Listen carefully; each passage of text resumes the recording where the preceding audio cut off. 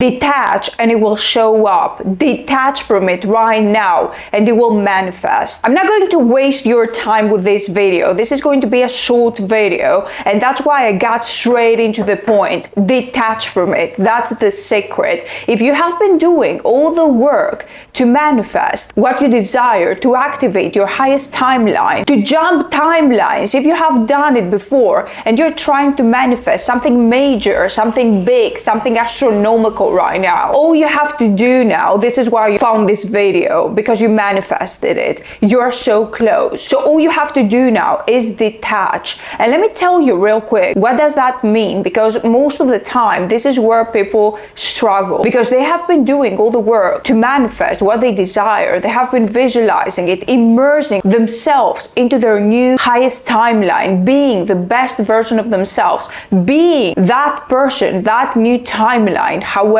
when you want to manifest something so major, most of the time you keep thinking about it in an obsessive way, and that's the problem. This signifies lack. To understand what detachment means and how to do it properly, let me tell you real quick the manifestation process. In the beginning, a desire is created in your heart. This means that because it's inside you, your heart created that desire. Like, think about your biggest desire right now, what you want to manifest. It's something that emanates from your heart, isn't it?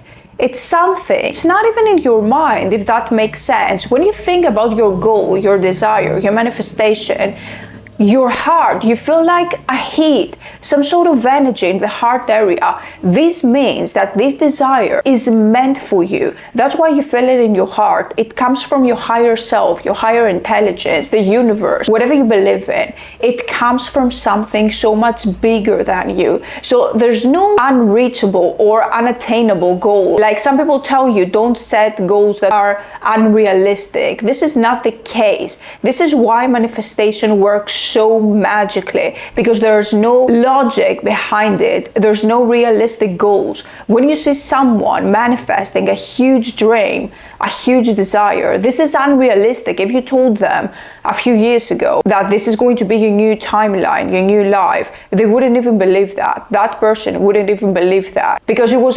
unrealistic back then. But this is how you manifest. So in the beginning, the manifestation process begins by the time you get the desire, not after that, not with the techniques, the method, the work, the methodology, whatever you do to manifest. It's with that desire. This is the first step. And usually that desire is created from that exact lack. You see your environment, you notice your environment around you, and you see that something is missing from your life. For example, let's say you want to manifest a big amount of money. You may have seen other people having that amount of money that you want to manifest, and you don't have it, you're broke. So that desire, from that antithesis, this is the opposite of you. This is how your desire is being created. This is how the universe is supposed to work. These are universal laws. So the lack in the first step, that place of lack, is not a negative thing. It is actually a part of the manifestation process. It's good for you that you have this lack, because if you didn't have that lack, you wouldn't even create the desire in your heart in the first place. So you need that lack, you need that to see what is missing from your life, to set it as a goal, as a manifestation goal. The second step to the manifestation process is to erase blocks. We all have limiting beliefs. Blocks are basically limiting beliefs. We all have them around everything. So this is the hardest part, in my opinion, because these limiting beliefs are rooted, deeply rooted from our childhood, from the past, and usually it's very hard to get rid of them right away. That's why there are many techniques, many meditations, guided meditation, visualization, affirmation. There are various methodologies to do that. I have a lot in my YouTube channel as well. So you can reprogram your mind, you can brainwash yourself, so you can erase those limiting beliefs. And the next step, that leads us to the next step. So most of the time, step 2 and step 3 are intertwined. Like sometimes you can work on them at the same time, because you have to reprogram yourself. And that's step 3, reprogramming yourself, visualizing, being, feeling like the best version of yourself, like the new timeline, how you want to be, how you want to feel when you achieve what you want, when you have that thing that you want.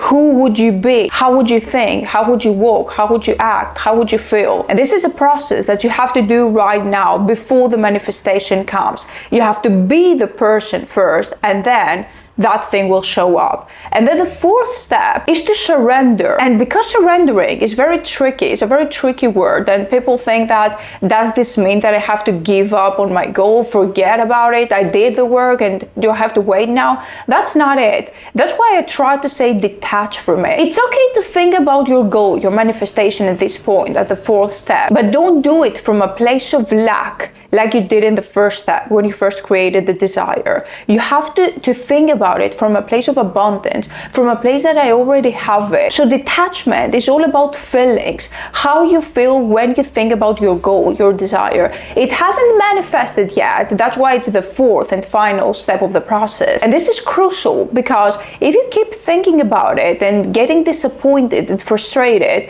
and thinking like, I did my part, I did all this hard work, why hasn't it shown up yet? Where is it? If you think this way, this means that you're not surrender, you're still attached to it. So surrendering means that you completely detach from it. You realize that it's important, it's still important, but you don't think about it like from a place of lack and obsession. Like, imagine water. Water is essential for survival. However, you don't think about it, you're not attached to it. You know that it's important, you want it, when you're thirsty, you want to drink water, but you don't think about it consciously every day, worrying about it, obsessing about it, having anxiety, frustration, disappointment every time you don't have it, because you know you have it.